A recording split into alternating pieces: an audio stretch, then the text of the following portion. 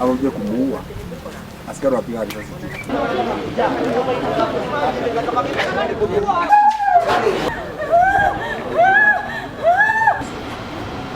Tumeamkia jambo la fisherman kuuawa na watu wa Coast Guard.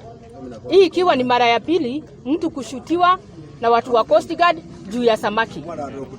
Na ku make the matter worse, ile mbaya kabisa, mwenye ameuawa leo ako na barua. Ile kitendo wamefanya kwa siku ya leo kwa jamii ya uvuvi,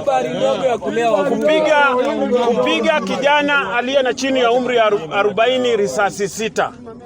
Anarudi anatuambia pale police station kwamba ataua zaidi. Kuna kitu inaendelea kwa hiyo lake. Coast Guard na some of the fisheries officers wameshikana. Huyo askari wa Coast Guard hajapigwa, mwenye amepigwa na wenzake. Sio watu wa samaki wamempiga, na wamempiga vile wamejua wameua mtu. So wakatafuta njia ya kujitoa na kupiga mwenzao na kumpeleka hospitali. Na wakatoa mwili kabla watu hawajajua kenye kimetendeka. Mzee kaniambia kuna garage na yani amemwekea garage.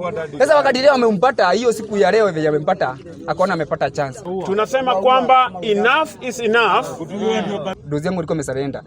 Badala mshike wakamuua.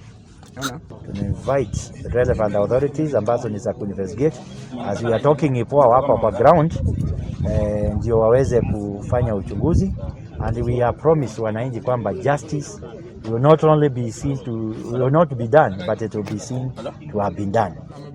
Tunaelezea serikali leo hii kama hakutakuwa mazungumzo siku ya leo, uvuvi kwanza usimamishwe. We can promise we are going to look at them objectively, kwa sababu lazima suluhu ipatikane.